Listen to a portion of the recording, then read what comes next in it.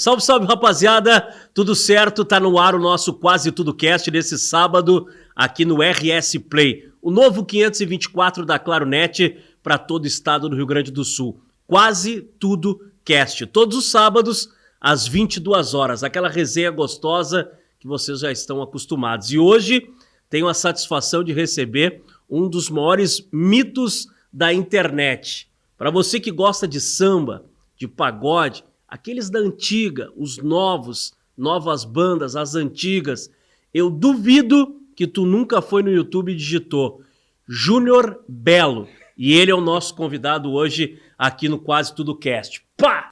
Que apresentação, hein, Barbosa? Merece. Obrigado, uma honra estar aqui com vocês, contando um pouco da nossa história, contando um pouco da trajetória, dos bastidores, que o nosso mundo é muito isso, né? A gente que entrevista, mas agora contar um pouco do nosso lado também vai ser legal. Obrigado pelo convite. Cara, o mais legal de tudo é que desvendar a história do Júnior Belo, ela é muito fácil, porque eu passei por isso. Então fica muito fácil de rebobinar, esquecer tudo, né? E começar do zero. O Júnior Belo é um cara identificadíssimo com samba e com pagode. É um cara que tem um, dois, três, ele vai nos contar. Eu já vou começar a iniciar fazendo essa pergunta. Quantos canais existem com o nome Júnior Belo no YouTube? Então, tem... É para ter 40 canais. 40? 40 canais. Quando eu comecei a botar CD no YouTube, foi em meados de 2008 para 2010 ali. E o YouTube recém estava surgindo, o YouTube é de 2005. Então, quando eu postei vários CDs num canal só, quando eu tomei uma notificação, eu perdi aqueles vários CDs.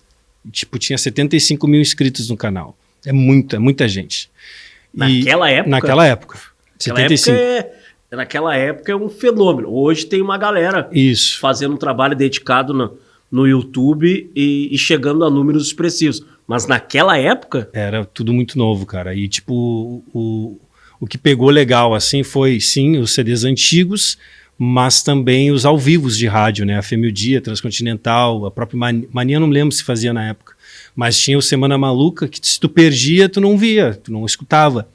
E aí teve uma turma que começou a gravar e largar no Orkut. A gente está falando de Orkut ainda. Tinha os fóruns, né? E aí lá no Orkut tinha uma página chamada RRD, né? Que hoje é um grande Instagram também, uma grande página, que é o Neto que cuida. Mas naquela época era um fórum onde a gente botava ali áudios, eu baixava muita coisa, e comecei a botar esses acústicos. Aí o que aconteceu? Quando eu perdi esse canal de 75 mil, eu me lembro que eu perdi pela Orbit, que é olha a ironia, uma gravadora daqui. Porque eu postei Armandinho, eu não postava só pagode, e eu acho que Klaus e Vanessa. Eu posso estar enganado, mas eu acho que eu postei esses dois, e aí eu já tinha uma notificação. Se tu tomasse 3, tu perdi o canal. Hoje parece que é 5. Hoje quando tu marca 3, tu pede gol, né, no Fantástico. Quantos gols tu fez naquela época? Então, aí o que aconteceu? Por que o Júnior tem tantos canais? Porque daí eu criei um com 300 CDs, fui lá, criei outro com 300 CDs, não passava de 300, eu gravava 300, Belo Sorriso, revelação, postava nesse, Júnior Belo 2, @gmail.com, postava mais 300, e assim eu ia, e por isso que tem esse tanto. Aí tem uns que tem 170 mil inscritos, tem um hoje que tem 120, tem um que tem 100 e tantos, tem vários canais com várias placas. Tá, mas isso era hobby. Era no início. Lá no início, porque o que acontece? Eu sempre fui fã de pagode. Quando eu trabalhava no Totozinho, eu trabalhei 5 anos no Totozinho. Meu primeiro emprego, comecei com 15 anos. E aí, na quinzena, eu pegava a minha quinzena e ia comprar boné. Tu não me vê sem boné. Comprava boné e CD. Então eu ia lá, os caras no centro ali, agora tem o camelódromo. Mas antes era ali embaixo, lá da prefeitura. Lá do mercado público. Os caras me viam e falavam, lá vem ele. Aí tipo, era uma briga já para me atender, porque eu gastava todo o meu dinheiro em CD. Era tudo em CD. Era tipo 3 por 5, 5 por 20, uma coisa assim, os camelô. Tá, mas não, peraí, beleza. Aí depois tu começou a trabalhar e o teu dinheiro tu começou a comprar CD. Isso. Ok. Mas antes de tu começar a comprar CD, tá? E daí agora eu vou lembrar, eu sempre lembro ele porque meu professor eu tenho certeza que tu aprende muito com ele também, que é o Zezé Maravilha. Boa. Tu não acordou um dia de manhã, larirará, e disse assim, hoje eu vou começar a comprar CD e botar na internet. Não, eu sempre gostei de pagode, eu me lembro, eu tenho umas lembranças desde a primeira lembrança assim, que eu tenho de CD de música é Catinguelê 96, que é o Recado da Minha Amada lá, né, que bombou, a lua vai iluminar, 96. Isso, tudo de óculos. Eles na beira da praia, a capa é eles na beira da praia. Aquele CD ali eu lembro que eu ia com a minha tia Vera para Pinhal e a gente ia escutando num toca-fita. Então, a primeira lembrança que eu tenho de pagode é essa. Lá eu lembro que tinha Lá Vem o Negão, Cheio de Paixão, Ticatá. Isso é 95, eu acho. Então, tipo, as lembranças que eu tenho nunca foram um rock que eu gosto de um Legião Urbana, eu gostava de... Não, minhas lembranças que eu tenho, assim, cara, eu sempre fui do pagode, realmente, eu sempre fui desde 96, eu tinha 10 anos, eu sou de 86, então eu sempre gostei do pagode em si. Eu gostei de outras músicas, sim, mas enquanto eu estava ali, o meu amigo estava estudando Legião Urbana e as paradas dele, eu não consumia aquilo, e eu era do pagode, sempre foi. E, cara, e daí tu começa a colocar CDs dos artistas dentro do YouTube. Dentro do YouTube. Aí o que aconteceu? Eu botei filme, inclusive acho que Esporte Sangrento está lá até hoje, aquele filme de capoeira. Botei filme e CD. E os filmes também caía, eu botava hoje, eu caía amanhã. Aí os CDs eu comecei, como eu volto a falar, eu tinha muita coisa. E aí eu comecei a ripar, botar dentro do computador, e ia para Lan House do Cocó, inclusive o Cocó que tu conheceu, que é claro. Da Tropa, o dono da Tropa lá. O Cocó, ele é sócio comigo na rádio, e ele tirou um computador para mim. E aí eu trabalhava com ele, dentro da Lan House. Então eu já pegava, ripava os CDs, tudo em casa, deixava subindo nos computadores e ia para o YouTube. Eu estou te falando coisa de 2009 ou 10, no máximo. 9 ou 10. E aí eu comecei a ver que começou a dar views. Pô, bota Bezerra. Eu não tinha. Eu ia em algum lugar, achava, o que eu não tinha eu ripava, ia para o centro, comprava, ali na Borges, tem aquelas lojinhas embaixo da Borges, estão sempre em obra aquelas lojinhas, nunca entendo. Sabe, quando sobe a Borges e vai... É eterna, né? Aquelas obras são eternas. Ali tinha, que tem muito CD de pagode. Eu ia lá, comprava, mas era original. Mas tipo, Se Ativa, tá no YouTube hoje porque eu coloquei. Mas ninguém tinha o Se Ativa. O 1 e o 2. Tem o 3 que é o ao vivo. Mas tipo, esses dois eu comprei ali nessa lojinha embaixo da Borges, ali naquele viaduto. Fui lá, ripei. Mas tu colocava só CD ou daqui um pouco, tipo, caiu na tua mão a gravação que os caras fizeram lá no Carinhoso. Subia também. Vou subir. Subia também. Ia subindo tudo que era do pagode, acústico. Aí tinha um rapaz também, aí já é 2012, tinha um rapaz que ele gravava o Samba Recife. Tiago Gravações, tinha essa vinheta. Tiago Gravações. Até hoje eu não conheço ele. Mas ele subia isso também na RRD, nos fóruns do Orkut. Eu pegava e baixava e subia. Pegava foto, isso Google. Digitava Belo no Samba Recife. Pegava logo do Samba Recife, pegava o Belo no palco, criava essa capa e escutava todo Belo Abrigo. 2, ele cantou, enfim, Derê. E renomeava as músicas, criava uma capa daquilo e subia. Tipo, no outro dia tinha 10 mil acessos. Era surreal. Que loucura. Mas quando é que começou a cair a tua ficha? Tipo assim, os caras não me conhecem, mas o canal começou a virar referência. Então, acho a primeira vez, a lembrança que eu tenho assim de sair pra rua foi... Eu peguei minha moto, eu tinha uma moto e tinha um gravador. Na verdade, às vezes se a mesa era digital, eu só levava um pendrive. Se a mesa era analógica, eu levava um cabo P10, e aí todos os shows aqui em Porto Alegre eu começava a gravar. Levava o notebook, ligava o Audacity, que é um programa que eu uso até hoje, e deixava gravando, aumentava. Criava uma relação com os técnicos. Os técnicos de som, Amado, todos os melhores amigos. Aqui, todo mundo aqui. E começava a gravar. Aí ali eu botei o Junior Belo do YouTube, aí eu me virava, tirava uma foto e continuava gravando. Sempre, que nem a gente estava falando fora do ar. Eu sempre fui quieto. Eu sempre fui quietão. Legal que tu curte, maneiro e tal. Discreto. Até hoje os caras falam, tu não sai? Não é. Cada um. Mas nessa época eu saía direto assim para gravar. Tem Piração abrindo Samba Livre. eu vou gravar o Piração e já gravo o Samba Livre. Sexta pra Sambar, não como esquecer. E aí, ali no Fidalgos. Aí ia lá com o notebook, daí o cara, até falei já pro Samuca que o cara aquele dia não deixou gravar, daí só gravei o Piração. O técnico de som não era daqui, era do Samba Livre. Então, só que ali os caras do Samba Livre já, pô, caralho, Júnior Belo, pô, Júnior Belo. Então, já tinha uma relação, tipo, com o segmento. Os caras do segmento, caraca, tu é o da foto, pô, tá diferente. Porque qual é a sacada? Um casaco branco com preto, né? Isso, foi no Pepsi On Stage Show do Belo aquilo ali. O que foi a sacada? Eu já falei isso uma vez. Eu sou muito fã do Suel. Para mim, um dos melhores cantores. E lá na Antiga, 2008, tinha um cara que era fã do Suel e ele gravava as músicas do Suel, pegava os vozes e violão do Suel e botava no YouTube. Quando ele botava no... É Jonathan alguma coisa.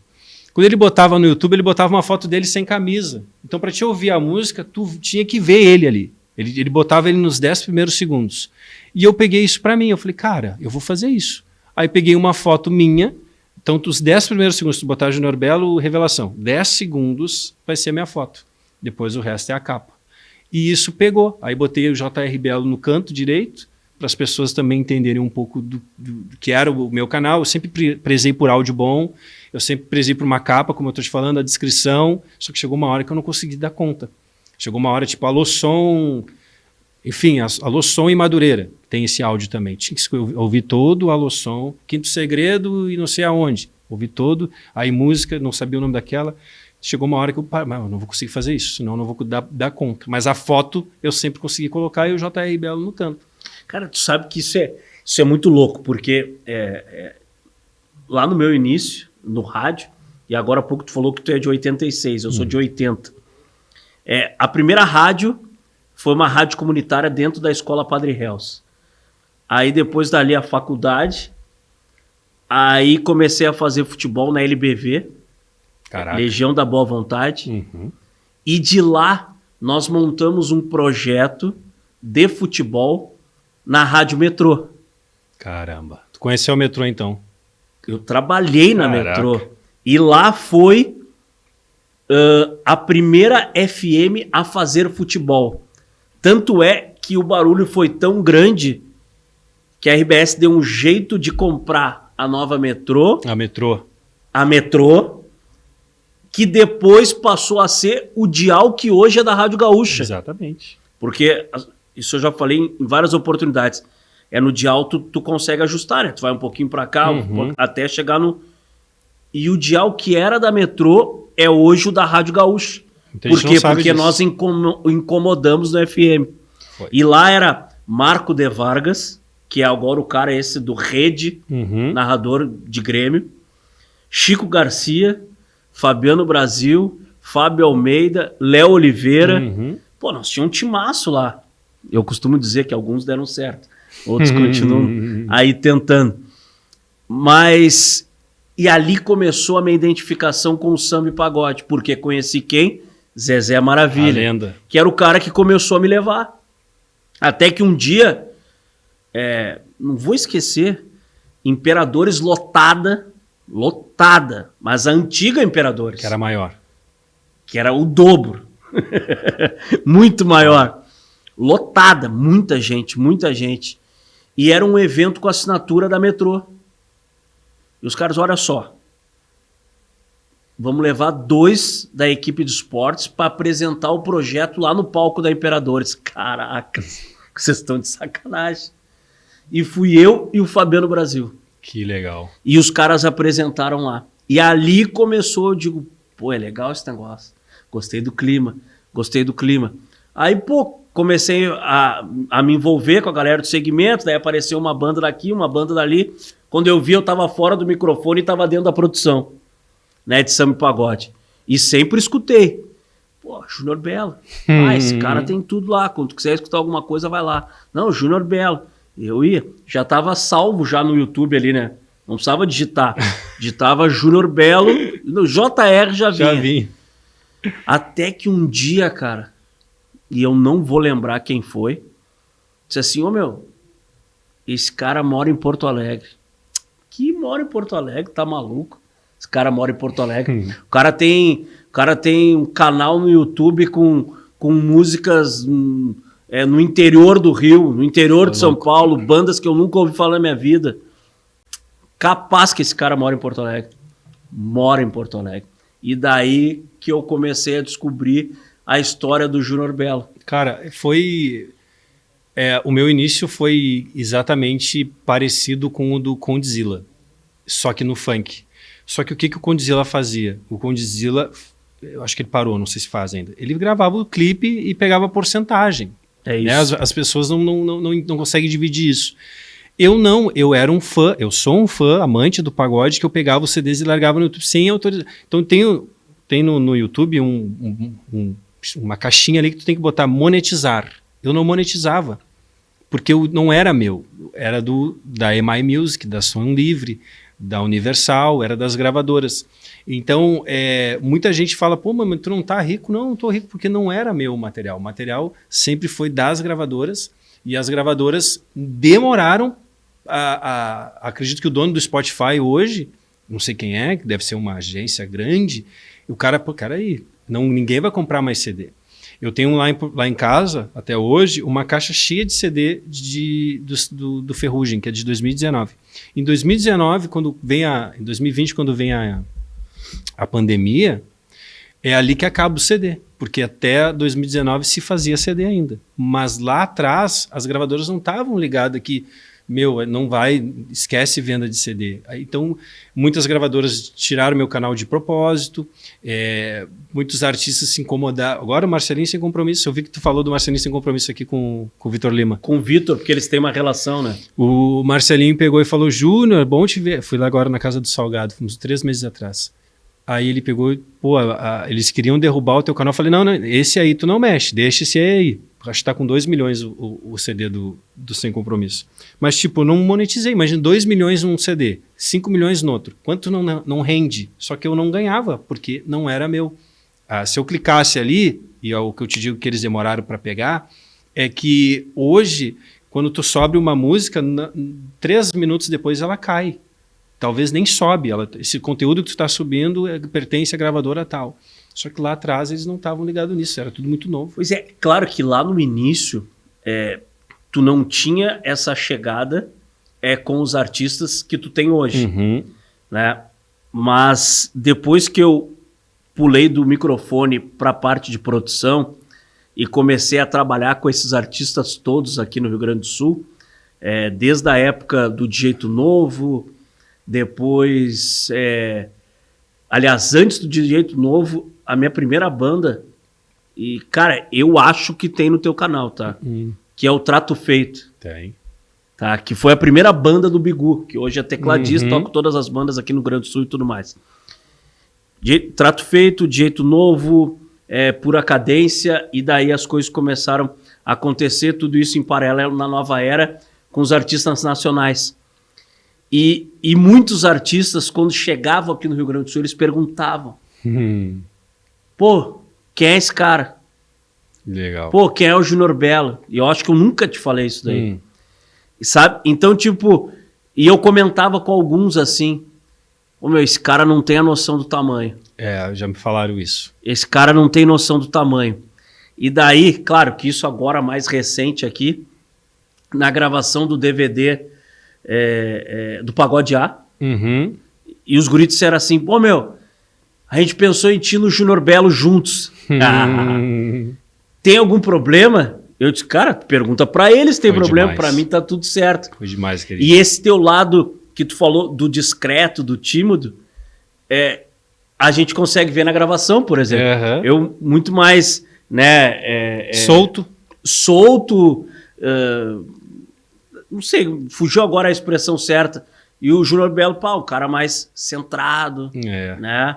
Eu mais apresentação de evento, assim, de show, e o Júnior, o cara da imagem. Eu não tenho isso. Tanto é que agora, nos eventos de cidreira, é a Ju que apresenta, a Ju que apresentava, Esquina Democrática, eu botava mais pro Zé falar, mas como eu tive que aprender isso, acho que a gente já pode até falar um pouco da Metrô. Quando eu criei a Metrô, em 2016, na verdade eu criei a nova Metrô, por causa do fim da cidade em 2015. A rádio acaba em 2015, setembro, e aí eu trabalhava em 2 empregos, eu entregava cachorro-quente e era vigilante. Entregava cachorro-quente de noite e era vigilante de dia, com cocó também. E aí, o que acontece? Eu percebi que os artistas eles estavam vindo, eu já falei várias vezes isso, eles vinham, faziam show, do show iam pro hotel, do hotel pro Garcia, jantavam e iam embora no outro dia. E eu percebi que não tinha um lugar, porque a cidade, a maior de todas, na minha opinião, a metrô era boa, mas a cidade, ela me moldou, a minha musicalidade é por causa da cidade, eu, Júnior.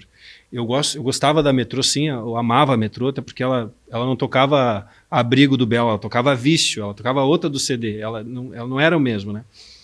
Ela tratava diferente as coisas, era o lado B que ela tocava.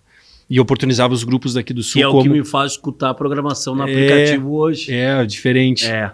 E aí eu percebi que a rádio top assim tinha acabado, eu não entendi. A gente tinha até um movimento chamado PGU. Eu participava de um movimento PGU, que os guri falaram, viram hoje, acho que foi, sei lá, acho que no Instagram ou em algum lugar, a Rádio Cidade vai sair do ar, acredita? Vai entrar Farroupilha. E a gente não acreditou naquilo. Porque... Eu fui na primeira reunião desse do PGU. No estúdio. Lá na Zona Sul? Claro, o estúdio que é... Era o do Zoeira? Na época, o Zoeira ensaiava. Tava lá naquela reunião? Claro, na primeira. Tava o Paulista também? Claro. Oh. E aquele estúdio, hoje, né, aliás, já era, que é do padrinho da minha filha. É mesmo? Que é o Tomazoni. Caraca. O estúdio... É um estúdio de música lá ainda? Não, não é. Não é mais? Não, agora tem uma Delivery, tem outras coisas, outros negócios lá. Mas foi o início do movimento de criação da nova metrô. E isso, na verdade, foi porque eu percebi que eles estavam órfãos. Eu volto a falar, porra, eu olhava o Nardes, caraca, é o Nardes. O Cassinho do Novo Estima, eu falei pra ele uma vez eu te vi na parada de ônibus, eu fiquei, vou lá e falar, porque eu sempre fui fã do pagode. Então, esses artistas, pra mim, tudo ali na reunião, caraca, o que tá acontecendo aqui? Só que eu era um motoboy e um vigilante. Eu não era minha, eles eram artistas, eu não. E aí eu percebi que a cidade saiu do ar. Aí eu tive uma reunião, aí aconteceu o seguinte, ela saiu do ar em setembro. Em outubro eu fiz aniversário, até vou resumir a história da metrô. Em outubro eu fiz aniversário, dia 3 de outubro é meu aniversário. Aí o Maurício é muito amigo do Paulista, o Maurício Vibra. E o Paulista convidou o Maurício para ir lá na casa do Ronaldinho Gaúcho, no sítio, na Restinga. E eu botei nesse grupo PGU, ou os caras falaram, Júnior, feliz aniversário, e o Paulista viu, ele pegou e falou assim, Júnior, tu tá de bobeira sábado, tá de bobeira? Eu disse, tô. Não, pede pro Maurício te levar lá na casa do Ronaldo, lá, te apresentar eles e tal. Eu disse, obrigado, cara. E o engraçado disso é que nessa empresa de vigilância que eu trabalhava, eu que fazia a segurança do sítio do Ronaldo. Então eu sabia onde era o quarto do Ronaldo, eu sabia onde é que era o banheiro, porque eu tocava o alarme, a empresa que eu trabalhava que ia lá fazer essa... E lá no convite do Paulista, ele jamais imaginou... Jamais imaginou. Que tu conhecia. Que eu conhecia a casa toda. Aí eu cheguei com o Maurício, não vou esquecer desse dia, cheguei, e aí eu já olhei, tava o Dodô da Serrinha, tava o Civil, e o Ronaldinho com as esposas, ele era casado com 2 esposas na época. E aí ele chegou, ele estava abraçado. Foi nessa época. Foi nessa época.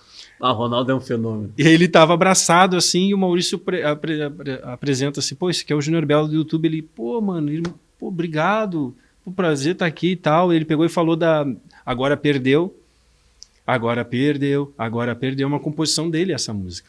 Verdade. Do Bom Gosto. Obrigado e tal. E eu, caraca, tô aqui na casa do Ronaldinho Gaúcho. Maneiro. Com o Ronaldinho Gaúcho. E não tô prestando serviço. E não tô prestando serviço, convidado. E aí do lado tava aquela dupla que canta Bota o copo pro alto, vamos beber. Tava sentado com o Assis ali. Eu falei, mano, o que eu tô fazendo aqui? Aí fiquei parado na minha, como sempre, encostado, olhando. Aí o Civil fala assim no microfone, microfone tinha microfone. Agradeci a presença do Júnior Belo, uma salva de palmas aqui pra ele, tal, que eu tava ali junto. E o Ronaldinho batendo palma pra mim, eu fiquei louco com aquilo também. Aí acaba ali, tipo, 1 hora disso. Olha aqui, ó. Não, é louco. Eu não sei se... quando você dá pra ver. Mas eu tô arrepiado, sabe por quê? Porque quando abre o microfone, eu também meio que me transformo assim, o personagem vem e as coisas fluem. Mas no dia a dia eu também me considero um cara tímido, né? E poucas vezes eu falei isso. Mas eu convivi lá, conheço a humildade do Ronaldo, né? Do Ronaldinho, do Assis. Fiz, na época, como produtor de eventos, a inauguração da Planet, que foi a casa do Ronaldinho Gaúcho. E quando eu vejo alguém falar da humildade do Ronaldinho, eu fico feliz. Porque hoje, trabalhando com o esporte, eu vejo muitos, principalmente os gremistas, dizendo, porque o Ronaldinho que não sei o quê. Porque o... Eu digo, cara... Não, o irmão fora dele, de empresário na época, pensou no melhor para ele. Ponto final. Isso aí. Sabe? Hoje eu acho que as pessoas entendem um pouco. Agora mesmo o pessoal lá criticando o Gerson, mas é a vida dele. As pessoas não... Enfim. Aí voltando, ele bateu um palmo ali e tal, já era meia-noite, 1h, eu tinha que ir embora trabalhar no outro dia, 7. Aí eu peguei, fui no Paulista, falei, Paulista, tem que ir lá, obrigado pelo convite, tal. Tava tocando um cavaco, banjo, sei lá o que tava tocando. E aí eu peguei e fui embora, e na saída, porque era um trajetão, assim, trajeto até a portaria, e aí nesse trajeto eu peguei e falei, Maurício, tem que criar alguma coisa, até o Ronaldinho Gaúcho me conhece, eu tenho que criar alguma coisa, porque eu tava de vigilante e de entregador na época. E ele ficava brabo quando a galera ia embora sem dar tchau pra ele. É mesmo? Tu deu tchau? Não dei, isso é o Paulista. Não dei. Ele tava... porque a galera ficava encabulada, né? Pô, o cara tá no meio da roda, lá, tu vai parar a roda pra dar tchau. Foi louco aquele dia, eu lembro de tudo. Ele me levou, ele me puxou pra apresentar pra Daisy, eu acho que a Daisy baixava as músicas e mandava pra ele, eu acho que ela fazia isso, porque ele foi lá me apresentar pra mulher, não tinha necessidade, ele falou, Júnior, imagina o Ronaldinho te chamando pelo nome pra apresentar pra irmã dele. Louco. Então aquilo ali ficou na minha cabeça. E aí eu trabalhava numa portaria nessa época, eu já tinha saído da vigilância de carro, eu estava numa portaria com o meu primo trabalhando em outra empresa. E aí, nessa portaria, eu começo a escrever, isso já é outubro, novembro, começo a escrever o que eu queria fazer da rádio, da Nova Metrô. Nova Metrô não vai passar no NPI, aí eu botei Nova Metrô Music, aí o Cocó me ajudou nisso, a gente fez uma reunião com o cara de registro de marca. E aí, resumindo a história, que ela é longa, dia 15 ou 16 de fevereiro, ou seja, 4 meses depois de conhecer o Ronaldinho, a rádio sai para o ar com uma programação de grupos gaúchos, mesclado com grupos nacionais, e aos poucos, trocando a roda do carro com ele andando. Chegou o Júnior Melo, fez Esquina Democrática, chegou o Nego Di, estava nessa. Tipo, isso é tudo coisa de 5, 6 meses. A rádio, nos primeiros 5, 6 meses, foi começando a acontecer. Cara, eu sou muito ruim de data. A Nova Metrô, ela veio depois ou antes da Rádio Saldanha? Bem depois. Foi depois? Depois, a Saldanha já existia. Aí a gente cria ela ali na Zenha, depois a Saldanha foi até para ali, para a Rua de Trás, que a gente fez ela na Barão, e na Saldanha Marinho era acho que é Saldanha Marinho, o nome da rua do Duque ali, né? Onde tem a igreja. Isso. Ali ficou a Saldanha. Então os artistas iam dar entrevista num e já iam para outra a pé. Então a rádio começou a acontecer. E aí eu comecei... eu tô falando toda essa história de ser tímido. O que eu fiz? Eu peguei e chamei o Carlos Vidal, que era da antiga Metrô. Claro. Porque a ideia era... Na época que eu trabalhei, ele estava lá. Foda. Não, ele Carlos Vidal, Zezé Maravilha, Odir Ferreira, Paulo Vidal. E aí tinha os do Black lá, como é que é? O Brother Nene. Isso aí. Aí eu chamei o Carlos Vidal e aí foi uma aposta, né? Que a gente volta a falar do pagode em si, o pagode gaúcho. Foi uma aposta que o Cocó, a gente, vai dar certo. Por quê? Por que vai dar certo se a Metrô foi extinta e a Rádio Cidade foi extinta? Tu tá contrariando uma expectativa. Se duas já deram, não errado, mas acabaram. Por que tu vai criar uma? Por causa disso que eu tô te falando o tempo todo. Eu não via os caras dando entrevista. E a galera tá órfã, carente? Muito. E aí eu comecei. Maurício, consegue dar entrevista? Tuti, Fabiano, Piração, consegue vir dar entrevista? Lelê, louca, consegue dar entrevista? Tá combinado. Aí teve um dia que eu acho que eu fiz Paulista, no mesmo dia, Paulista, que nem aqui, entrevistava gravado. Paulista, Júnior Pererê e Batata tá combinado. No outro final de semana, era todo sábado. Tal. Aí o que acontece? Continuei entregando cachorro-quente. Criei a rádio e continuei entregando cachorro-quente. Com cocó. Aí chegou um dia que chegou... Aí que é a virada da chave da rádio. E eu te digo isso com toda certeza. Chega um dia que tá o Ferrugem em Porto Alegre para fazer o show da Imperadores. Que diz que ficou de gente para fora da Imperadores. Tu quer me enlouquecer. O show da Imperadores do Ferrugem, que a porta, tu não conseguia entrar na porta. Esse show era meu. É o teu show. Esse show aí. Agora até me arrepiei de novo, cara. Esse show foi o segundo ou terceiro show depois que eu saí da Nova Era que eu resolvi caminhar sozinho. Esse show. Depois tu fez sensação. Cara, eu não sei com quem que eu comentei hoje. Tá? Lembro com quem que eu comentei. Lá na secretaria veio um assunto de carro e o cara disse, mas tu tá falando isso que o teu tá quitado. E eu expliquei por que ele tava quitado. Por causa do show. O show. Louco. Não, esse dia foi louco. E aí o que aconteceu? Não era pra mim a entrevista. Mas esse show ficou 500 pessoas na rua. Não, foi louco. E daí a gente abriu o portão pra aumentar um pouco. Porque eu me coloquei no lugar das pessoas e eu disse, cara, essas pessoas que estão na rua, elas não vão conseguir entrar. Primeiro, porque a gente não vai mais vender ingresso. E segundo, porque não tem lugar para entrar. Aí tu abriu para eles conseguirem. Eu vou abrir e eles vão tentar enxergar o palco, pelo menos. E foi isso que aconteceu. Foi. Eu não entrei nesse dia, eu fiquei só ali na frente. E nesse dia, eu tava entregando cachorro-quente e alguém ligou, não sei para quem, que o Rafael, que era do SBT, o Rafael que tinha um programa no SBT, claro. Esqueci o sobrenome dele, ele fazia o É Geral. Exato. E aí ele pegou e ele ou o Júnior, que é o filho do Fernando, um dos dois, conseguiu fazer uma entrevista com o Ferrugem lá na rádio. E aí eu falaram, Júnior, tu tem que entrevistar o Ferrugem. E ali é a minha primeira entrevista, eu acho, assim, grande, porque eu já tinha feito com os artistas locais. Mas a grande entrevista foi essa. E aí o que aconteceu? Vai essa entrevista pro ar, resumindo assim a história, vai essa entrevista pro ar e aí o telefone começa a tocar depois disso. Como é que faz para tocar aí? Como é que é para tocar na Nova Metrô? Como é que é isso? Então, resumindo a história, assim, um pouco, é mais ou menos isso. Cara, tu sabe que eu acho que não vai dar tempo aqui, mas eu vou tentar. Porque esses dias eu vi no meu Facebook, que pouco eu mexo, um card com a programação das rádios que o Ferrugem fez nesse dia. Eu tenho esse card aí. E deve ter, obviamente, o logo da Nova Metrô e dessa história aí. Foi. Que tu tá contando. Ele fez Farroupilha, ele fez Nova Metrô, ele fez Eldorado, ele fez Saldanha, ele fez tudo esse dia. Cara. A Climatizar estava estourada, né? Foi o lançamento de Climatizar. Foi. Cara, que história...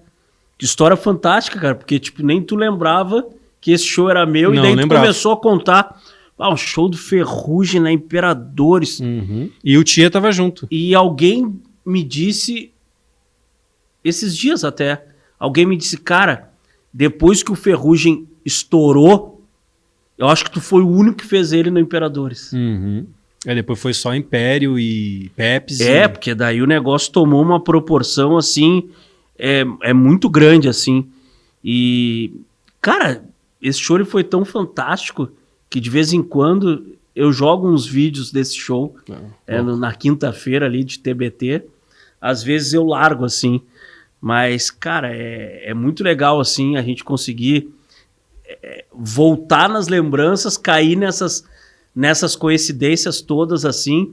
E tu, subiu um degrau que foi começar a colocar os CDs. Uhum. Eu analiso assim a história. Aí depois tu começou a cair... Aliás, não é nem duas partes. São várias partes, né? Dessa tua trajetória, assim. Porque tu começa a colocar o CD, aí depois tem um momento que tu consegue identificar que tu te tornou uma referência, mas que ninguém te conhece. Pô, é um fenômeno, o cara vira uma referência, mas ninguém sabe fisicamente quem é. Uhum. Aí tu começa a colocar a tua imagem, né, nas gravações. Aí, os caras aqueles que tu aplaudia e que tu fazia um esforço pra comprar o CD e botar, começam a te tratar como amigo. É foda. E um dia tu te pega no sítio do Ronaldo. É. Foi Né? isso, resumindo. Que é um foi fenômeno do futebol, mas que tem uma identidade com samba, Uhum. com pagode e tal. Aí tu monta uma rádio do segmento. E tá até hoje. Isso. Essa é a história.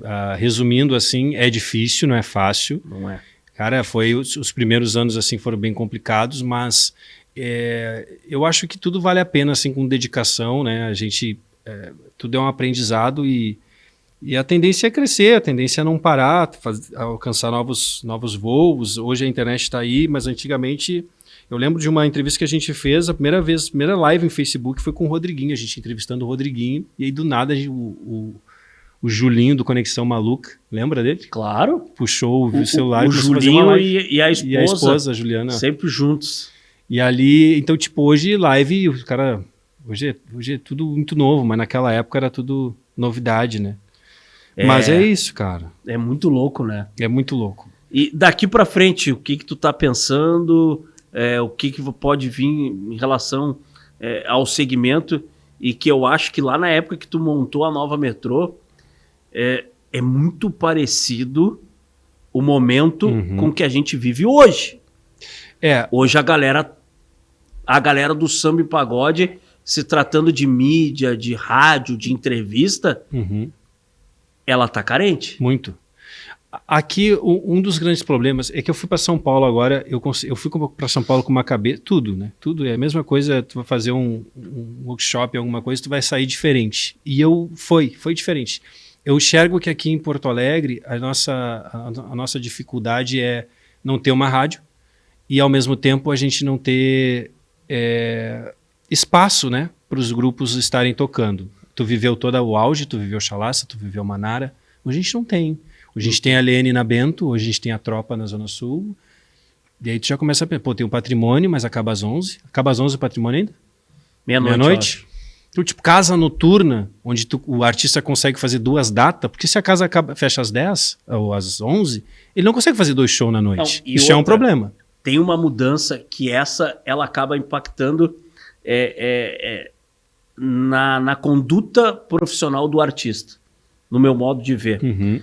Hoje, são poucos os lugares que as bandas chegam para montar uma banda completa. Eu acho que hoje as casas noturnas, os pubs, o Quarto Distrito, enfim, as opções que tem hoje de música ao vivo, o empresário hoje, ele monta uma casa e pensa no DJ.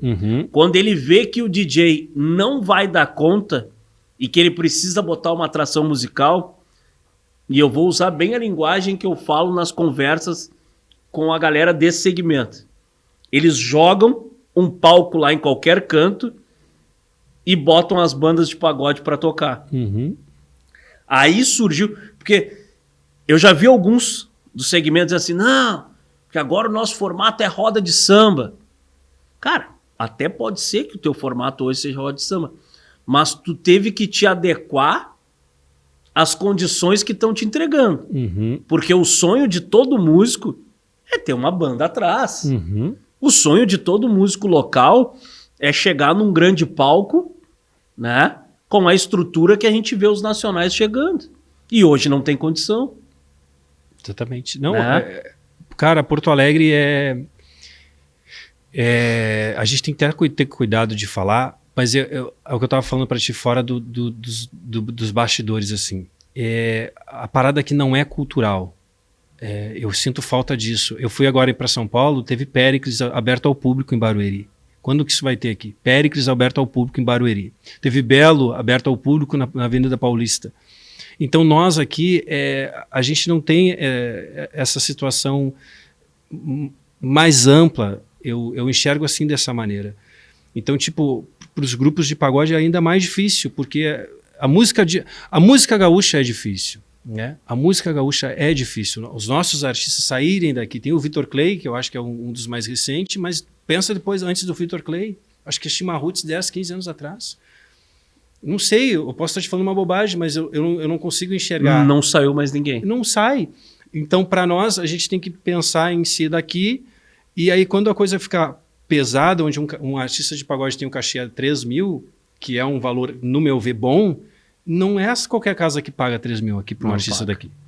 E eu acho que a dificuldade que se tem aqui no Rio Grande do Sul, de alguma maneira, está encorajando os que estão mais estruturados para se aventurar fora daqui. Exatamente.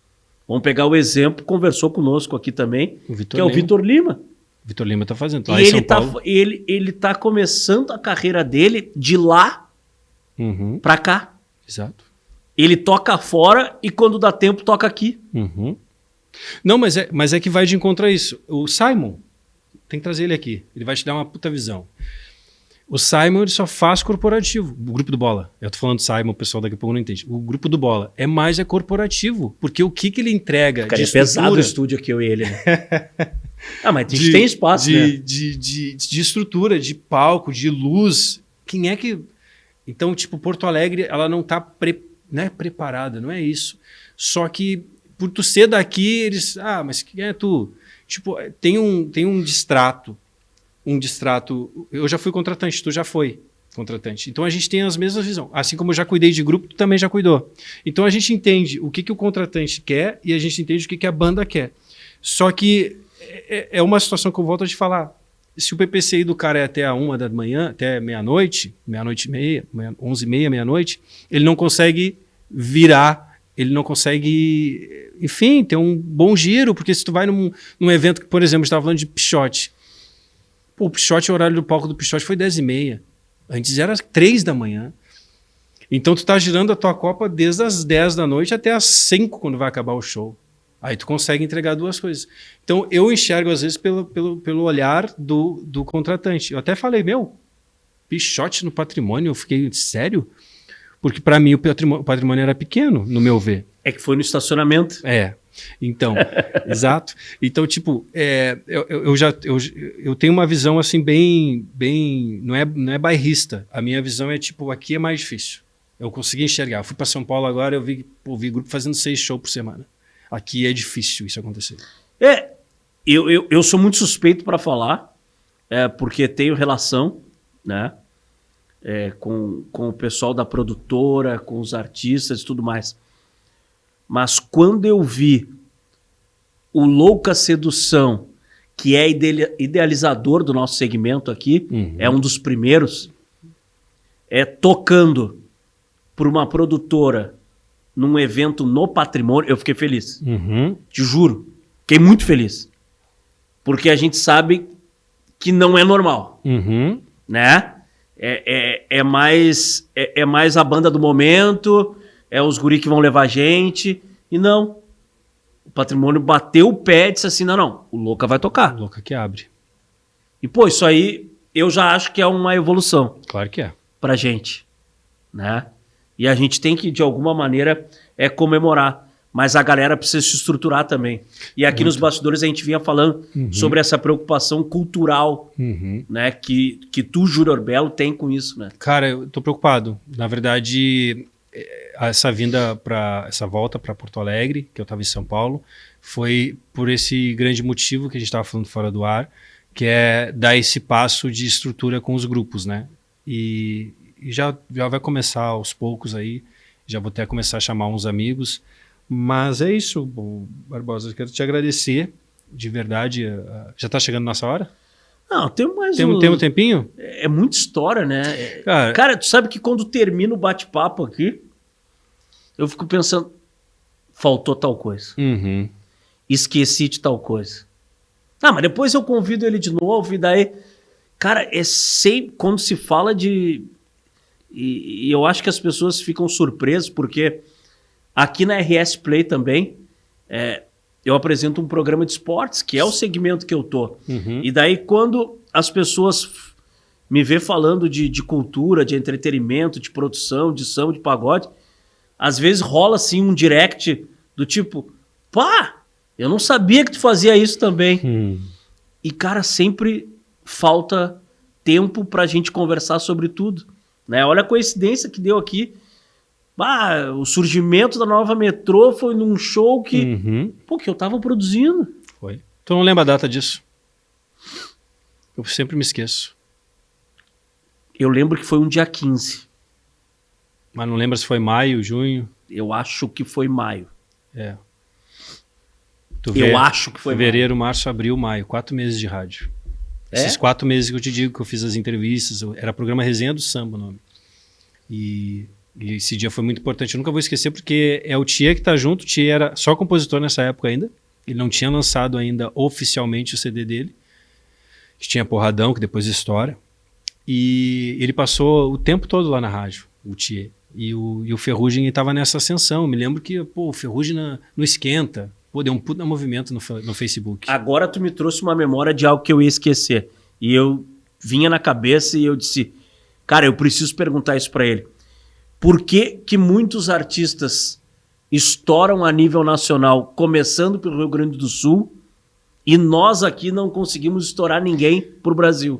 Cara, então, Barbosa, Exemplos. Ferrugem começou aqui, Turma do Pagode começou aqui, Boca Louca estourou nos Camelôs, o Thier estourou aqui.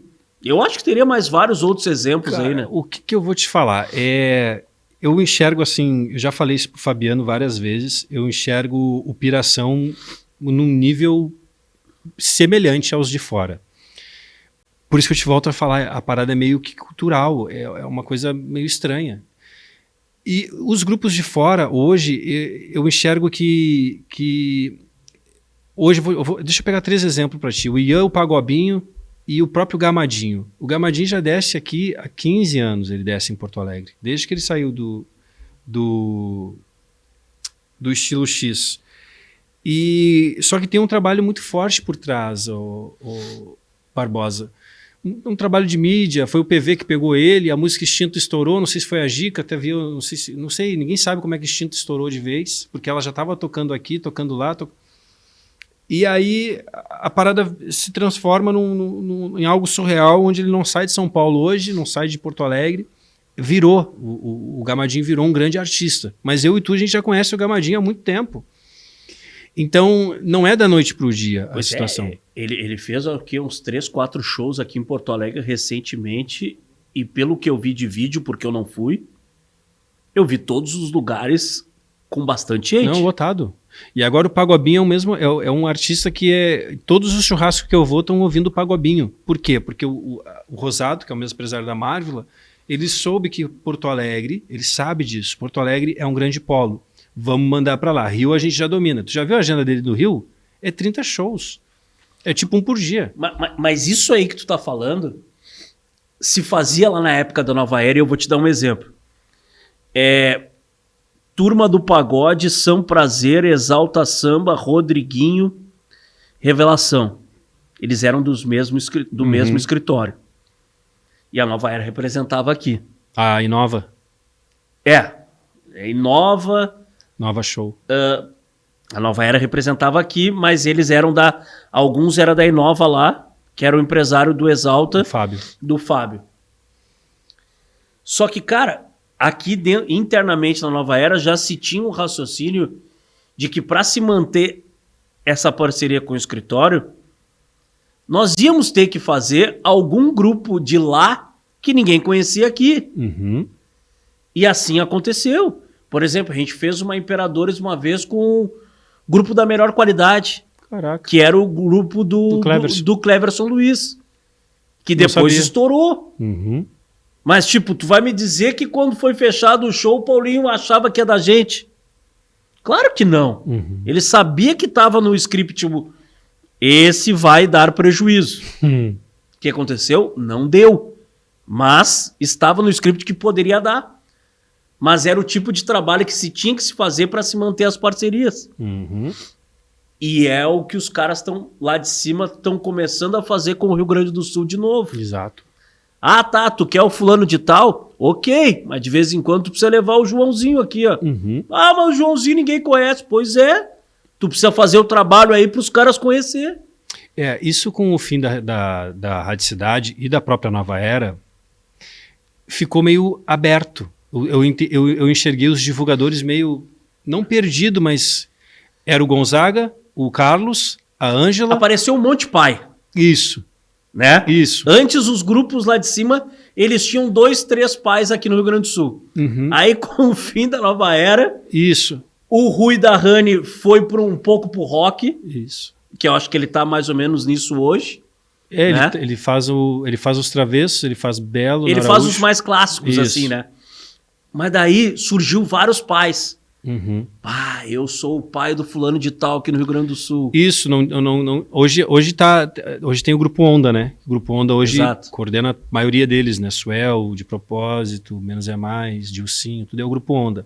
Que era na antiga Vocês, era o Nova Era, mais ou menos. Mas voltando ali a parada... É que os pais que surgiram eram os pais meio desnaturados. Não cuidavam dos filhos, não davam atenção. Sim. Aí os caras lá de cima entenderam isso. Você quer saber? Nós vamos lá e nós vamos bancar e nós vamos fazer. E hoje a gente tem festivais acontecendo aqui, com o Escritório do Sorriso bancando, com a Prime, com o Onda. E é isso. Eu peguei, isso aí eu tava tão focado na rádio, mas eu peguei essa situação de falta de confiança, né, a palavra. Né?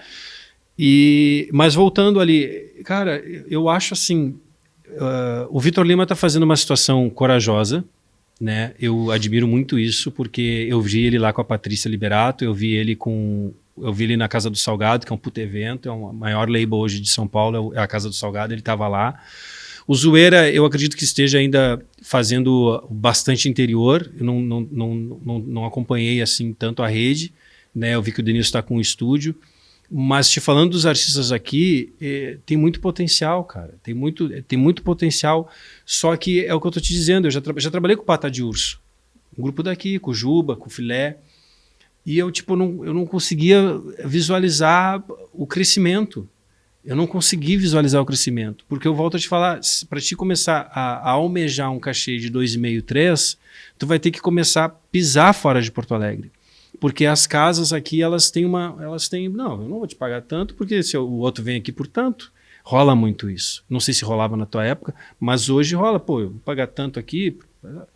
Então hoje eu enxergo assim, Barbosa, o cara que pegar um grupo e cuidar desse grupo da melhor maneira possível, com investimento, como tem grandes investimentos, até o pessoal do meio do futebol investe no pagode. Muito? Muito. Eu não sei se vai ter frutos. Olha que eu não sou de desanimar, hein? Mas se tu fizer que nem o Vitor Lima tá fazendo, não, peraí, agora eu acredito. E os caras do futebol, eles investem por amizade. Porque eu acho que eles também não conseguem visualizar retorno. O retorno. O retorno que me pega, cara. O retorno eu fico assim, onde é que vai voltar? Porque as minhas referências... Volto a falar, tu viveu Manara, Chalaça, alternativo, isso não tem mais, não existe mais. Não tem. Então, tipo, as minhas referências hoje o Aperte o Play com o Distrito por trás, tem o Chocolate que tem ali uma base também bem forte. Tem. O Vitor com o Igor por trás, vai dar certo. Assim como a Aperte o Play fez um dos grandes DVD aqui com o Diego por trás. Diego do Distrito, tu tem que conhecer esse cara, se tu não conhece ainda, gente fina pra caramba. E aí tem o Zoeira, eu não sei se o Tyson tá lá ainda, mas o Zoeira é o Zoeira. Esquece, em São Paulo todo mundo conhece o Zoeira. Todo mundo conhece o Zoeira. O grupo aquele do programa do Netinho, ou o grupo aquele do cara do cabelo, todo mundo conhece. O grupo do Bola, todo mundo conhece. Só que é isso que eu tô te dizendo. Porto Alegre ficou pequeno. E eles não vão tratar, eu digo, os donos de casa. Eles não conseguem, talvez 1 ou 2. Júnior, tá falando bobagem. Não. 1, 2, 3, 4, 5, consegue. Só que esse giro, ele precisa ser maior de casas noturnas. Aí a gente já vai entrar numa parada política que ou aumenta o tempo, ou liberação de outras... Por exemplo, Cidade Baixa é uma tristeza. E a gente viu aquilo ali do jeito que era. Né? E eu peguei pouco, eu peguei Preto Zé e B-Rap. Tu pegou tudo. Guete, tu pegou tudo. Não, e hoje a secretaria que eu trabalho responde por eventos. Eu vivo o que está acontecendo com a Cidade Baixa.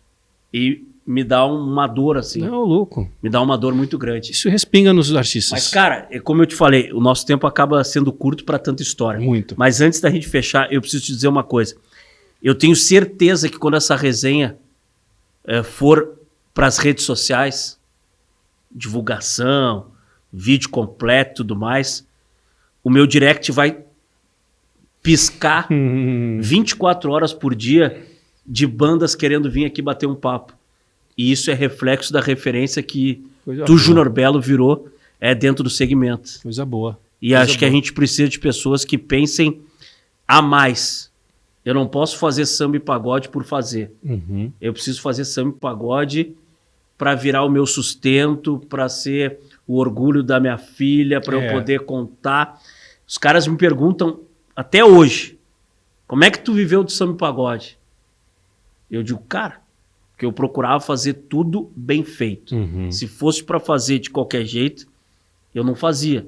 Tanto que eu tinha uma característica minha de que eu gostava de pegar os grupos para poder moldar do meu jeito. Eu não gostava de pegar as bandas prontas, porque as bandas prontas já vêm com seus vícios, com as suas manias, e que não está errado, alguém trabalhou eles, mas eu gostava de trabalhar desde o início. E um exemplo disso foi o Pura Cadência, que a gente pegou, era uma roda de samba, se transformou no que se transformou, infelizmente acabou, mas viveu um grande momento. E é isso. Legal. Obrigado, cara, obrigado pela... Eu que te agradeço. Cara, obrigado a toda a produção aqui também, parabéns pelo projeto, que tem a vida longa, e traz esses artistas e dono de casa e políticos, traz pra gente, a gente tem que desvendar. Os donos de casa eu vou fazer o de frente com o Barbosa. Por que tu não valoriza os caras? Cara, eu vou te dizer, eu tinha um podcast afinco, assim, tipo, eu gostava de entrevista, toda sexta entrevista. Só que começou a dar boca a boca, ou bate-boca. Tipo, eu comecei a ver que estava saindo pela culatra. Não era produtivo aquela conversa. Aquela conversa sempre tinha um chute na canela de um que o cara ia ver. Entende? E eu acho que Porto Alegre não precisa de tudo, menos isso. A gente já está aqui. Se a gente começar... O Maurício dá aula nisso, Maurício Paulista, tu não vê o Paulista mais falando de samba. Porque ele cansou. Verdade. Ele cansou. Verdade. Então, se a gente já está aqui, tu vai cutucar mais para... Não, a gente precisa subir, cara. A gente precisa entender que a gente pode viver da música, só que a gente precisa desvendar esse mistério. É um mistério, Porto Alegre é um mistério. A sequência do segmento nós vamos contar no próximo episódio. Vamos, sim. Porque eu tenho certeza que ficou muita coisa para trás. Obrigado. Obrigado, Barbosa. Obrigado a todo mundo. Valeu. Para vocês, muito obrigado. Mais uma companhia agradável, um bate-papo legal sobre samba, sobre pagode, sobre bastidores. E é claro, na próxima semana a gente está de volta às 22 horas de sábado na nossa RS Play, o novo 524 da Claro Net, tá bom? Tamo junto e até a próxima semana.